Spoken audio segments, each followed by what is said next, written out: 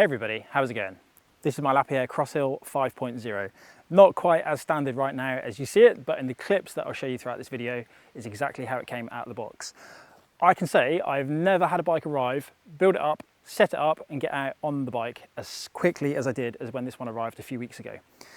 I recently rode this bike in a Cycling Weekly video and I thought now is the perfect opportunity to show you exactly what it looks like up and close, some of the components that are on the bike and talk you through a few of the plans that I have for riding it throughout the summer.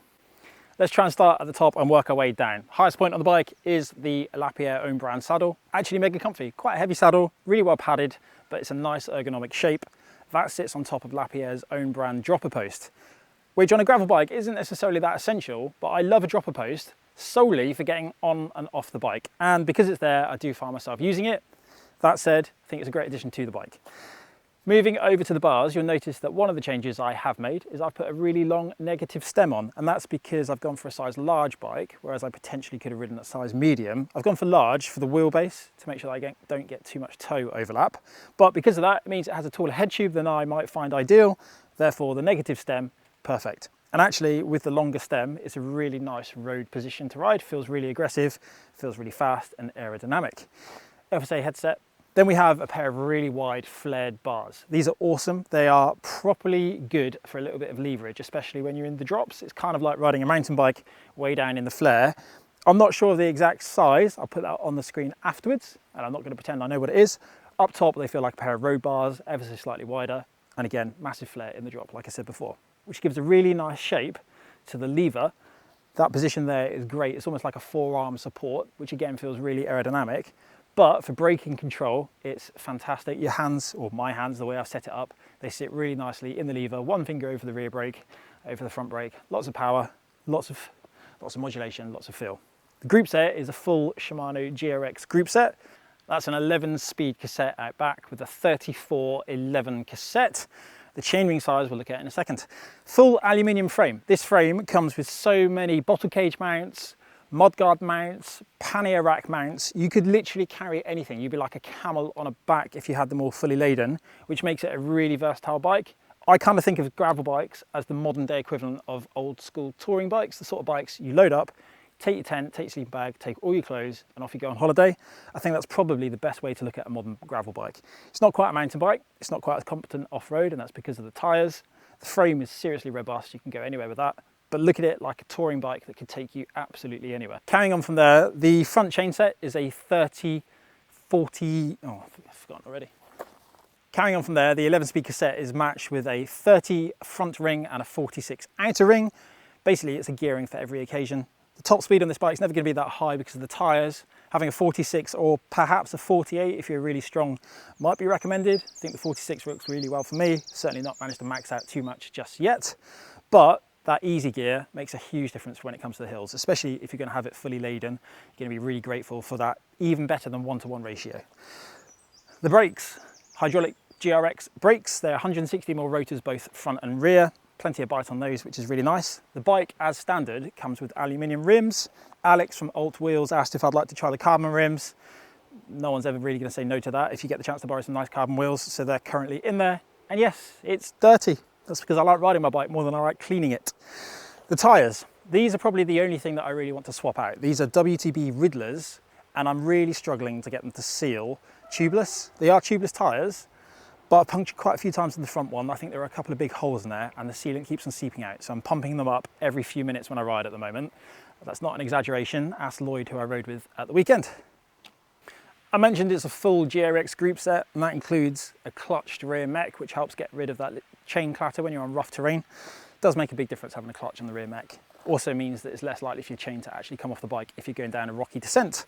Rocky descents are something we have lots of here. You can even see the hard ground I have in front of me. Everywhere in Cornwall is rocky. We don't have too many woods. If you were to ride a real gravel trail though, it feels super smooth and super fast. I think you could probably upgrade the tyres to a slightly wider tyre, which would give you a little bit more compliance and a little bit of extra confidence, especially on the sharp rocky terrain that we have around here. So that's something I'm going to experiment with because there is plenty of tyre clearance there. I have an event planned over the coming weeks. That is the Aircode Cycle Sport Malvern, or Malvern Cycle Sport. Which bike is fastest hill climb? Hill climb is definitely not my sort of thing. So when Xavier asked if I'd like to do it, I said yes straight away. The whole premise of this event is to see which bike is fastest up this off-road track. Will it be a road bike, a cross-country mountain bike, or even a specific gravel bike? So we're going to go up there, kind of have the idea of maybe trying to see if I can enter 3 times and see which bike truly is the fastest. E-bikes are banned though, unfortunately, so I won't be taking that one. The Lapierre catalogue state the bike is 11 kilos out of the box. I presume that's for a size medium, I don't actually know.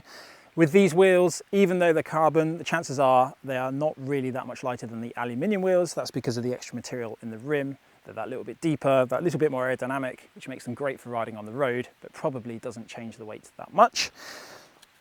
If it's 11 kilos, that means it's not far off the weight of my cross-country bike, which is actually slightly less than that, which makes that hill climb event that I just referenced even more interesting, because if the cross-country bike is lighter, but yet this has lower rolling resistance, it could be quite competitive depending on how steep the climb is and how fast the terrain is on that climb. What's the bike like to ride?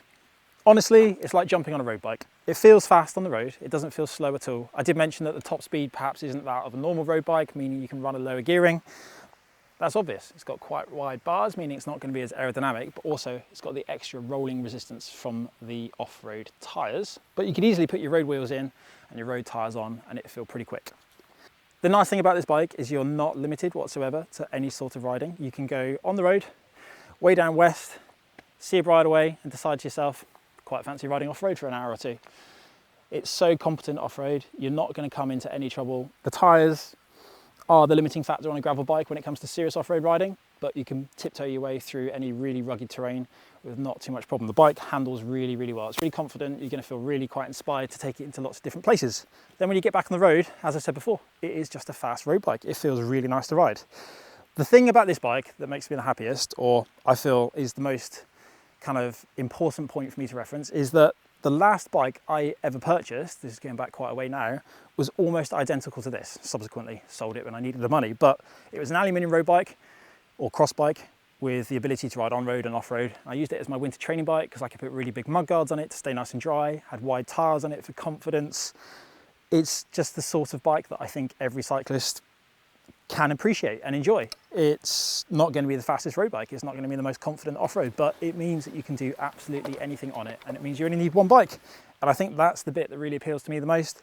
You can use it anytime you want. And I've mentioned a few times that you can ride it anywhere.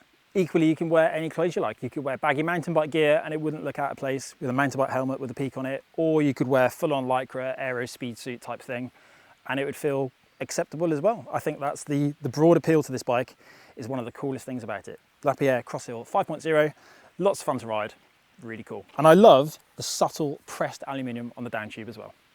If I had to sum it up in one word, it would simply be fun, because it's like a road bike, but just so much more capable. If there's anything you'd like to know about the bike that I haven't mentioned, do drop it in the comments. I'll do my absolute best to answer it. I know I'm not always the best with my replies. That's just because I'm busy in other aspects of my life. I look forward to bringing you a few more videos with this bike, especially over the summer months with that event coming up in a few weeks' time, things like that. I think it'll be a lot of fun. Hopefully you'll enjoy watching it as well, even if I don't enjoy competing in it. Thank you for watching. I'll see you again soon.